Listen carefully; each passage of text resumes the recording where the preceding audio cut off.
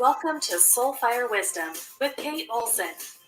As an evolving spirit and change adventure navigator, it is Kate's mission to empower and guide you on your path and inspire your truest passions. She will encourage you to share your gifts, speak your truth, and ignite your inner wisdom and purpose. She hopes to do so with a little humor and grace and her own soulfire passion. Kate talks with amazing guests who have embraced the pursuit and are fanning the flames of their own passion, purpose, and soulfire wisdom. Now here's your host, Kate. Good afternoon. Welcome to Soulfire Wisdom and Totally Awesome, Try Something New and Talk About It Tuesday. So what I tried this week was I tried some Mighty Mint all natural insect and pest control. And it's pest control spray that's totally essential oil based. Actually, it's mostly peppermint oil. And so I have, being as there are lots of bugs down here, and I do have a pest control that every couple months it comes and sprays outside, but I wanted something that I could use inside that wasn't going to be toxic. And so I got this and I tried it, and it's very pleasant.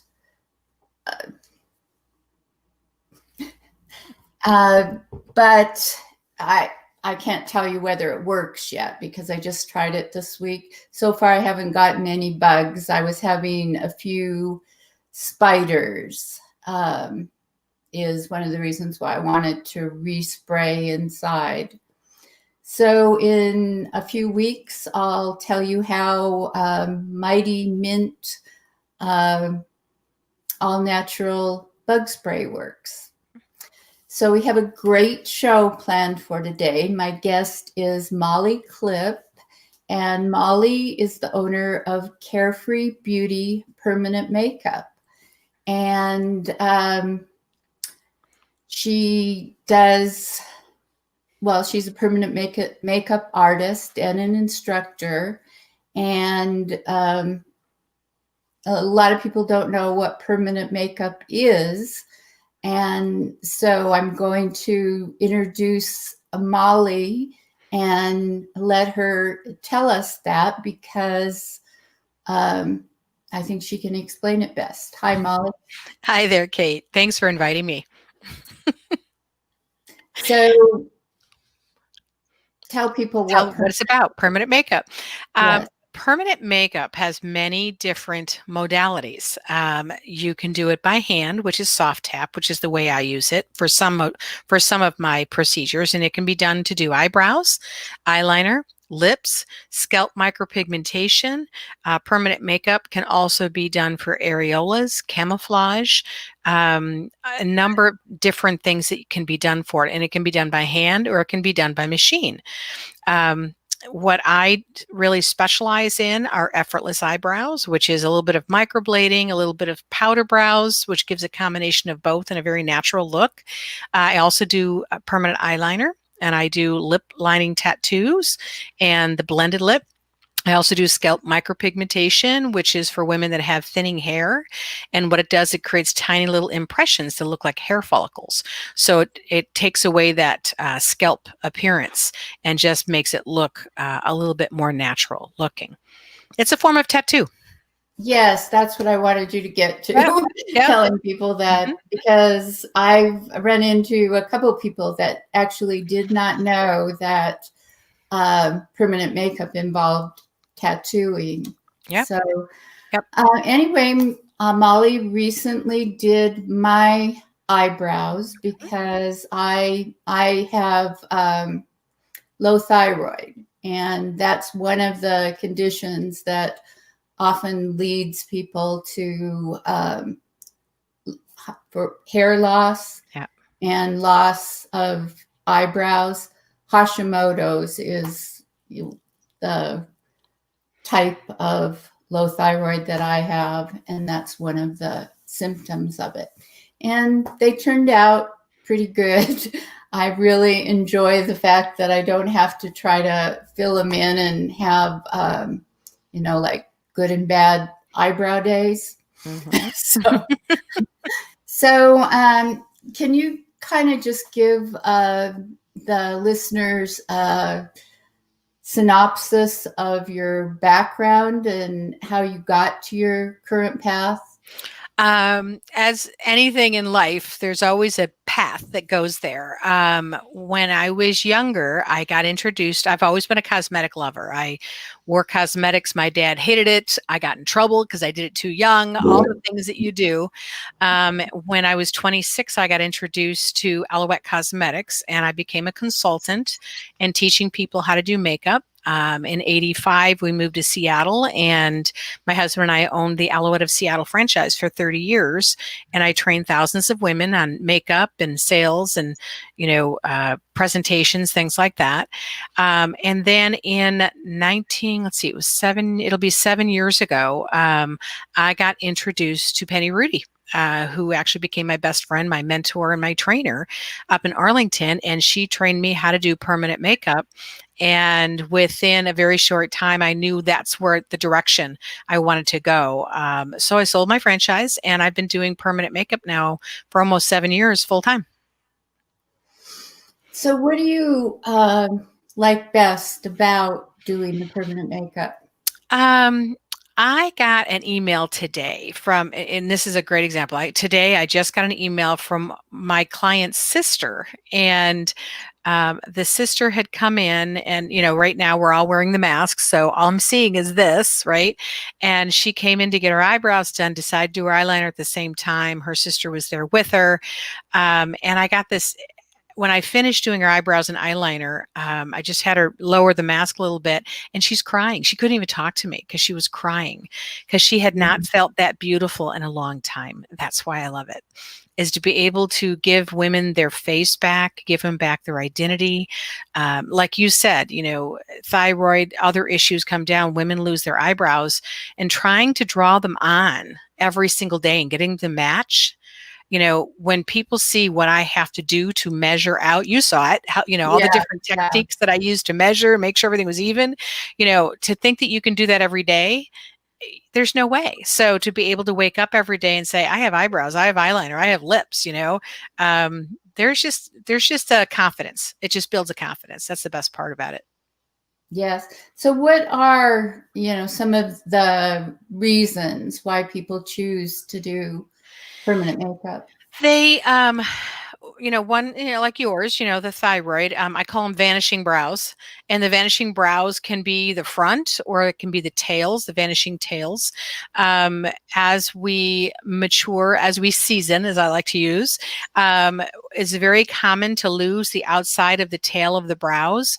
And I laugh because I think it's God's way of, making us funny, because he makes them shorter and then the hairs grow up in other places. It's just not fair. But as we season, it is more attractive for a woman to have eyebrows that are a little shorter and a little higher, because it gives a natural lift to the face. So, a lot of women just want to be able to get their face back again. I have professionals that don't want to have to mess with it. I have a lot of athletes that are either doing, cycling or Zumba or running, and swimming is another big one, because then they don't have to worry about their eyebrows. They don't have to worry about their eyeliner. It's all done. It's finished, and they look good all the time. The three categories I always kind of look: professional women like to get it done, athletes, and the third one is that women that can't see to do it anymore. They literally can't see to put on the eyeliner anymore. I did this lovely lady in her 70s, and she would put her eyeliner on and shake. And so she had this big, thick eyeliner. So when I did her, and they were beautiful, she had beautiful blue eyes, gorgeous lady. And she goes, "Oh, I think they're supposed to be thicker." I said, "No, that's what it's supposed to look like." So I did it. It's fun. It's just really fun to be able to give women this whole new opportunity of not having to do it themselves. So I don't know if that answers your question. Yeah, Yeah. The other thing that I was thinking is, women that go through cancer Yeah. or Yeah. things like that. Yeah, no, and that's one of the things. If someone is in remission for at least 2 years, I do their eyebrows for free, because that's against a sense of identity. When they've lost their eyebrows, frame the face, and when you don't have any, it literally you lose the function of the face. Yeah. The A picture. lot of expression, The expression. Yeah, exactly. The expressions of the face. And, women, like you're a blonde. And, I have a lot of women that have lighter hairs. So they're there, but you can't see them. And so giving them, a background of color behind their own hairs, it gives them that sense of, oh, there they are. That's what they used to look like when I was younger. Yes, and especially blondes like me who used to be brunettes. There you go. So, And that really is another level because you're yes, usually dark. Yeah. Yeah. yeah.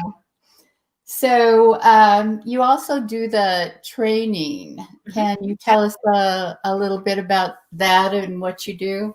Sure. I trained when I owned the cosmetic franchise. I trained for 30 years. And so when I started doing this, Penny Rudy trained me, and she was the most awesome fundamental trainer. And I never really intended on training because Penny did. And, why would I do that, with her? So last year she, went to dinner and she says, you know what, I'm ready to give up the fundamental training. I'm going to do advanced training. So you take it over. And I'm like, okay.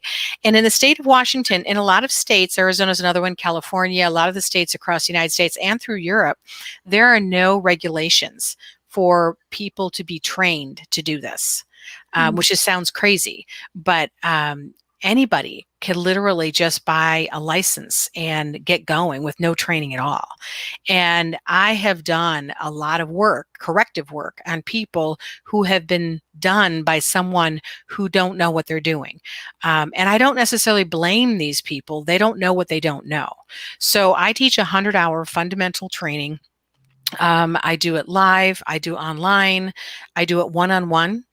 So we can work with the schedule of the individual person. So I'm teaching face shape. I'm teaching eyebrow design.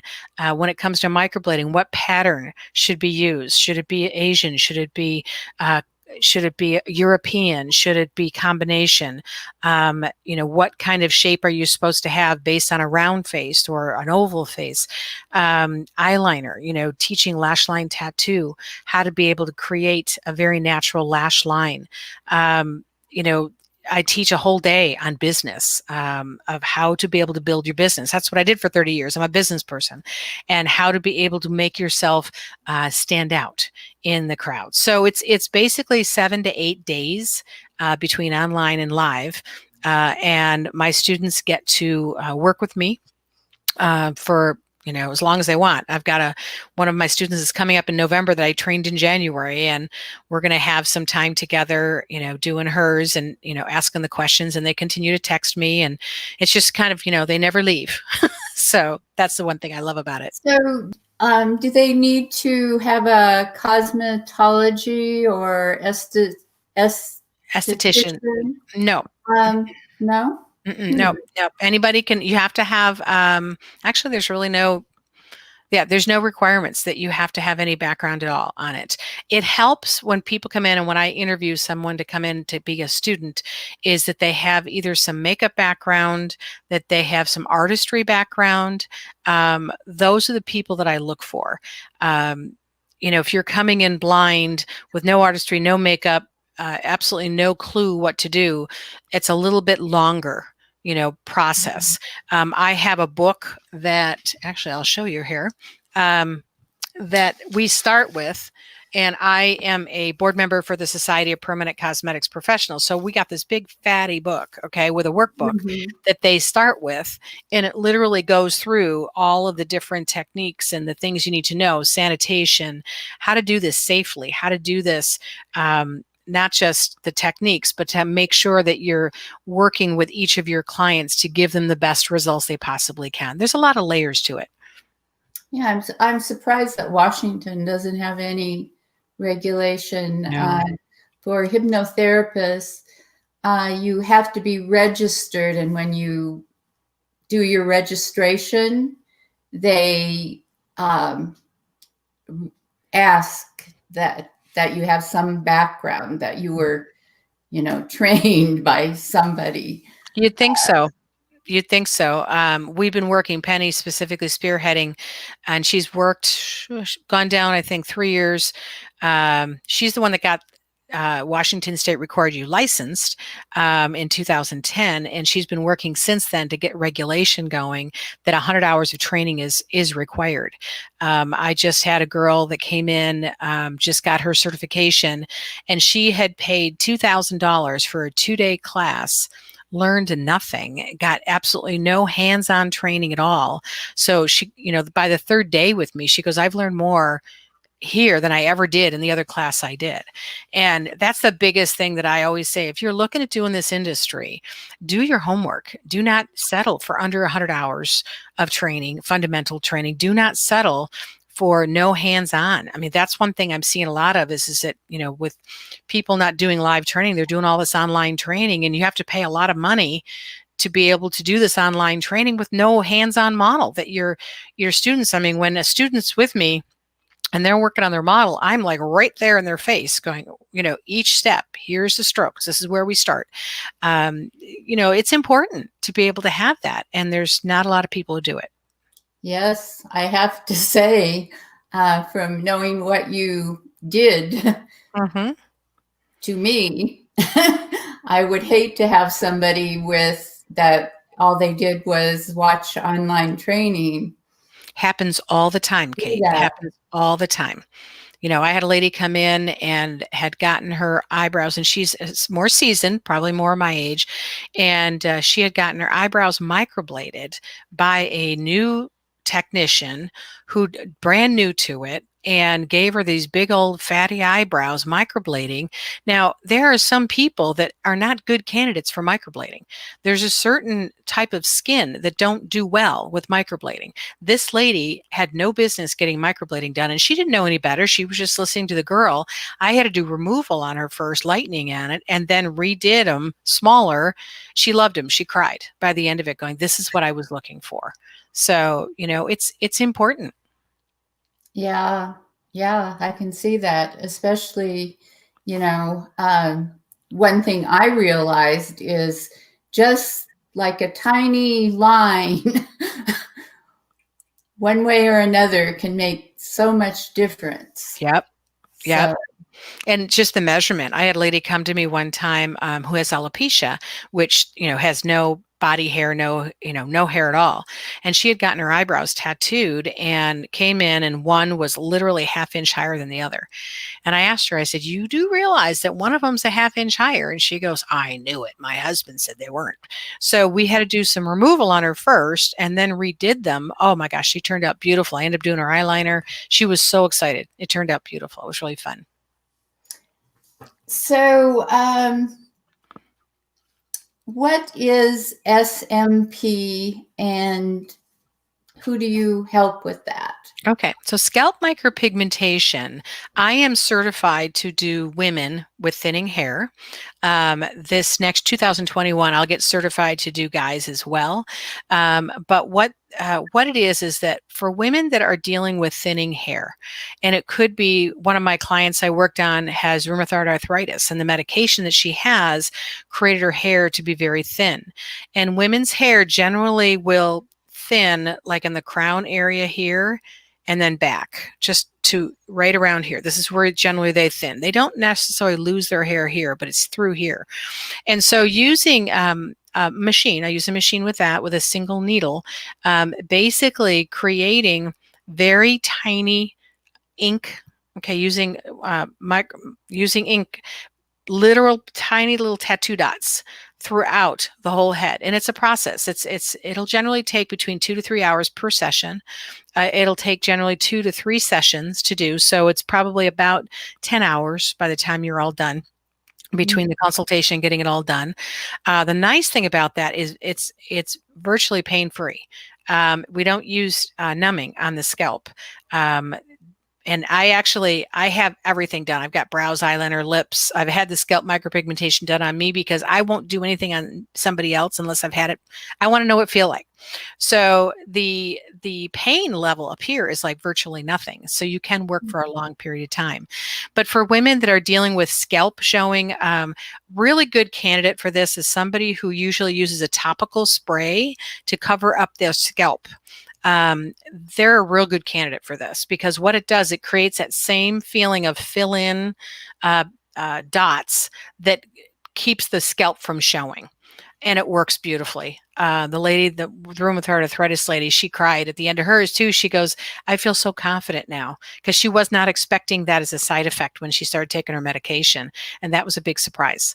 So yeah, she was thrilled. And I had to do, she was really thinning through the whole thing. It took about 12 hours on hers. So yeah. Wow. So what type of questions do people usually ask you when they're considering this, or, what comes up most commonly? The scalp micropigmentation, that question, or any of it? All of it. Okay. Yeah. Biggest question comes up is, does it hurt? That's probably one of the biggest ones, right? Does it hurt? And so, I answer the questions. For the eyebrows, microblading is a little bit more invasive than doing a powder. So I have a very, very, very, very good numbing, and I have a number of different types of numbing because everybody's different as to what helps. And I won't work on anybody until all they do is feels pressure. So the best way I can describe it is if you go to the dentist office and they put Novocaine in you and they start to work on you, they're doing it, but it feels like pressure. That's what it feels like. And that's what I want to get it to. And I will wait with a numbing on the skin until that happens. And I can reapply numbing as we go. As I'm doing eyebrows and people are interested in the eyeliner, that's a big question. Oh, how do you do the eyeliner with the needles around the eyes? And how do you get to numbing? And so then the eyes are closed the entire time while I'm working on you. Okay. I have a pre-number that goes on the eyes along the lash line. And then using the tools, I etch along the lash line and then reapply the secondary numbing. By the time I work on the eyelashes or the eyeliner, it feels like I'm tugging on your eyelashes. This is all it feels like. And my daughter, my youngest daughter, who was my biggest weenie in the world, when she said she wanted eyeliner done, I said, are you sure? This is a girl, I had to hold her hand while she was getting her eyebrows waxed, and she said, no, Mom. She goes, this was the easiest thing I've ever had done. She's had it done 3 times because she kept wanting it thicker. I'm very conservative when I start with somebody, so I'm always making sure that we do baby steps. Eyeliner and lips people are fascinated by the lips because their concern is being really, really, how's that going to feel at that? And with the lips, I have a prescriptive numbing that I use so that you're really feeling pressure on that part. And I also do the lips with machine as well because I find it's a little bit more comfortable with the clients. Biggest question is the pain level. I'm not going to say that it's totally pain-free, but I will say that it's better than giving birth. Okay. And it's I know I've had 4 kids, so I know. But it is something that it's a small time. It's a small frame of time that they get the uncomfortable part. But the benefits afterwards, you're like, oh my gosh, I don't have to even think about this anymore. It's awesome. Okay, so how do some people like have negative reactions? Have you had that happen? That's a really good question. If people come in and they have allergies and they're concerned about it, I actually, on one of my consent forms, there's a waive, do you want to get tested? And I've had people get tested, not just for the pigment that I use, but for the numbing products I use. In one of my products, there's epinephrine gel. And so I had a lady who has her heart races if she goes to epinephrine gel on it. So knowing that, I have to make sure I use a different numbing product that doesn't have epinephrine gel in it. But when I test, I usually test behind the ear. Sometimes if it's the face that they're concerned about, I might put a little bit in the eyebrow, not enough that it will show up, but enough that we can find out if it works for them or not. Okay. So there is a testing process. I haven't had, if people follow my aftercare, and I give you very strict instructions how to do aftercare and a packet that goes with you, you've seen it. As long as you're following my aftercare, making sure that you're not going in a hot tub, you don't go swimming for 7 days. This is a 7-day window. When you shower to the back of the head, not straight on the face. Don't touch them with your fingers. That's a big one. I don't get people that have the reactions. Some people hold pigment better than others. We always do a perfecting appointment 30 to 45 days later, to fill in whatever needs to get filled in. But for the most part, people hold the pigment really well. Oily skin people tend to fade faster. If you're out in the sun will fade brows and lips very quickly. So you have to make sure you use sunscreen. I always recommend sunscreen on that area. Those are kind of some of those things that people get concerned about. The eyeliner, going back to that question you asked me before about the eyeliner, because the eyes are closed and I'm stretching the skin the whole time, it goes pretty quick on that part of it. So, I'm not looking to elongate all of that part of that process. But yeah, numbing is used for brows, eyeliner, and lips. Scalp, you don't need the numbing on it at all. So are there any precautions or special care that people have to take after they get this?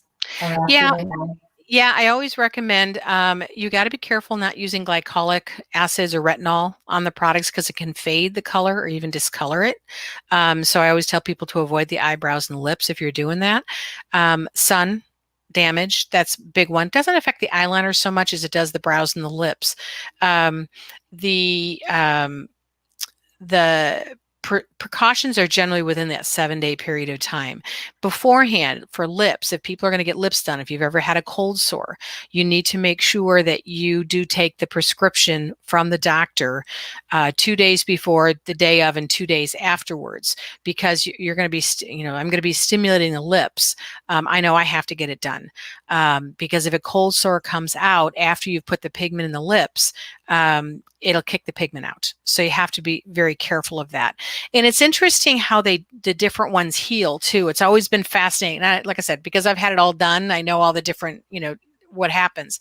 So the eyebrows, generally, depending on which technique you're using, whether it's microblading, which can look natural walking out the door, soft powder brow, which is what I have, looks like Groucho Marx for about 5 to 7 days. Okay, I'm not going to lie, it does, but it fades to a very soft, soft powder look. It looks just like powder behind the eyebrow. So it's very natural looking. And then the effortless brow, which is what I did on you, a little bit of microblading with soft powder, which gives you the effect of the hair strokes and making it natural, but also having some powder in the background, which makes it last longer. The lasting, so when they fade, it fades very naturally, very little scabbing. Same thing with the eyeliner, not a lot of scabbing. With the lips, that's a whole nother animal because the brows and the eyeliner, while they will look darker and thicker, and then they will fade and get smaller and softer, the lips, when you go out, they look 100 times darker and brighter and bigger when you're finished. And then the first 5 days for the lips, it literally peels and peels and peels and peels. It's weird. It's just very weird. Mm-hmm. But our lips are very vascular. And so they peel and peel and peel.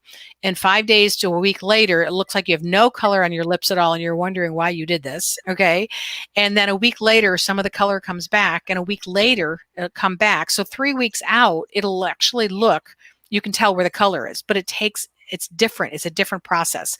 Lips generally are 2 to 3 appointments, depending on the person. And if they are getting a lip liner with a blended lip or a full lip, I don't recommend ever doing a straight up lip liner just because it looks weird. And there's different reasons why people do lips. I don't know if there's more information you want to know, but lips fascinate me. I'm finally able to get back into doing them again now because there's 3 reasons people do lips. One of which is if they've got a crooked mouth. And I've had that. I had a young girl come in and she had one lip a little bit higher than the other. And so to correct that. The second reason is if people lose their pigment color on their lips. So so that it becomes the same color on their skin as it is their lips, it gives them back the definition. So if you see these little tiny small mouth and then, you know, a larger lower lip, the upper lip is there. It just, you can't see it because the color. So using a fine lip and putting a little bit of blended lip, which is just feathering the color in, is beautiful. And then you've got the other people like me who I like the definition for the lip line, but I also like color on my lips too. Biggest thing I'll tell people though is, you know, keep in mind that it is a matte color. It is not a shiny color. So if you want color on your lips, and you want that shine that lipstick gives you, keep in mind you're going to have to put a gloss over the top of it. The reason I loved it is as I seasoned, my upper lip got smaller. So being able to use a lip liner, and I've always used a lip liner pretty much my whole life, having it tattooed on, I don't need a lip liner. I love that. And just so if I want color, I can just add a little bit of lipstick and I'm good to go. That's my favorite. That's my favorite to do. It also stimulates the lips too. So it actually gives it more of a plump look to it.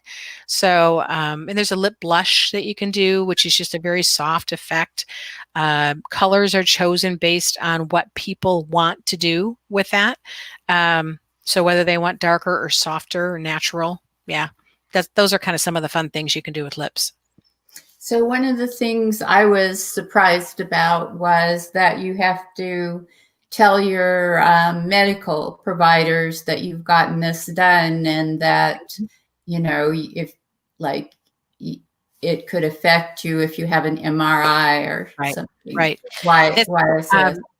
With the MRI, and I've had this done, and I asked the questions as I did it, they'll usually ask if you have a tattoo, because what they're looking for is iron oxides in your skin. And pigment, as opposed to ink, ink is what you put on your body, okay, when they're tattooing. Pigment is what you put on your face, and it's a different molecular development on that, so that it will fade naturally. But when you go in to get an MRI, they're looking to see if there's any iron oxides. So when I went in, of course, she asked me and I told her, and I said, so what's supposed to happen, if I have this? And she says, well, it might feel tingly. So I'm in there like trying to see, going, okay, what do I feel? What do I feel? I didn't feel a thing. So I have to say, with all of my clients who've ever had this happen, I've only had one person out of thousands that actually had a reaction when she went into the MRI, and it went away within, 4 hours, but she got a little swelling on the eyes, but nothing else. And so, but she has other underlying issues that she deals with health-wise, and that probably was a reaction with that. But yeah, it's the iron oxides they're looking for. Okay. So how, if somebody wants to find out more information about this, and do you do consultations, or how can they find out information? So there's different things that they can do. I do Zoom consultations. If they want a free Zoom consultation, I can do that. They can come into my salon, and I have 2 locations. I have one in Linwood, Washington, and I have another one in Arlington, Washington. And they can come in and we can do a consultation. No charge for any of these. Most people, what they do is they pretty much know they want to get it done, and they might want to have a conversation with me. And we do the consultation at the same time as I'm going to do the procedure itself. But occasionally I'll get somebody who's a little nervous, maybe has been to somebody else and didn't care for them, and they're testing my waters, which I get. I totally understand. I would rather have somebody come in educated, knowing what they're looking for. But most of the time when people are calling on the phone to me, and they're asking some questions, I can pretty much, let them know what to expect. I always, in my early years when I started, people would call and ask for the price first. And I would always tell them, you know what, before you ask my price, you really should ask my certification and my training, because that really is a more important question. I've gotten over 2,000 hours of training, and I'm an instructor as well. Although being an instructor doesn't necessarily mean you've had all the training yourself. I'm a board member for the Society of Permanent Cosmetics Professionals. So I'm with, that whole industry is all about education. So constantly learning all the time of the different techniques out there, the different modalities. What's the best numbing process? What's the best after aftercare? What are the different things that can be done to make the client more comfortable? With this whole COVID thing that went on this year, we kind of laughed in our industries because all the stuff that they're requiring now, all the personal service place to do, we already did. I mean, we always wore masks. We always were gloved up. We always were gowned up. I mean, we did all that stuff. We always sanitized between clients. That was something we did all the time. The difference now is the clients have to come in and they have to mask up and they have to go wash up and, make sure they're all sanitized through the whole thing. I'm kind of laughing going, when I see my clients in the next few years without masks, I'm not going to recognize them. So this is probably a question you didn't expect. It's something I've started asking all of my guests. Sure. So far, what has surprised you most about life? About life. About life. Wow. I've lived a lot of life.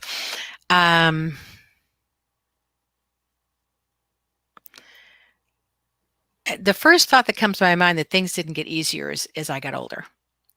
That you think through your wisdom and you think through the things you've learned along the way. When you shift gears, which at 58, I shifted gears into a whole new career, you would think it would get easier. Now, I guess the definition of easier is different for everybody. And granted, I know that I was able to walk into this industry easier probably than most because of my background, not only in makeup, but in marketing. So I was able to build it very quickly, but still having to keep working at it. You just want to sit back and relax. Well, if you're an entrepreneur, that's never happening. So, that's going to be life from there. Kids, I've got adult kids now, 4 of them, and they don't get easier. Okay, I'm still their parent. That's never going to change. And there's just different things that happen along the way. That doesn't get easier. I've been married 43 years. That probably has gotten easier. I always laugh and say the first 25 years are the hardest. After that, it's easier. That's easier on the sense because we don't have all the children around all the time. It's just the 2 of us most of the time. So, yeah, I guess that's, I don't know if that's the answer you were looking for, but that's, constantly learning, constantly building. I have business coaches teaching me how to do social media. I have business coaches teaching me how to do business. I have other coaches teaching me how to do eyebrows better or lips better or scalp micropigmentation. I'm out constantly getting trained. I'm a learner. I've always been a learner. So one more question, and that is, if you could leave the listeners with one thought from today's show, what would you want that to be? Think outside the box. Don't just settle for a paycheck. Don't just settle for what you should do. I know I'm in an industry now that I will never retire from because I love it. I love working on women. I love it. Gives me joy, gives me pleasure. The 3 months that I couldn't work, it was painful, so to be able to work with women, I guess the thing is think outside the box, find something you love to do so you never have to retire from it. That would be the biggest piece that I would say. And it took me 5 years to find what I was looking for. As I was looking for a long time before I got out of my cosmetic franchise, before I decided to move into this.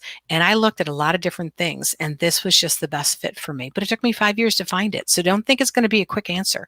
Just keep looking and figure out what are the things that you're looking for? What do you want? Okay, great.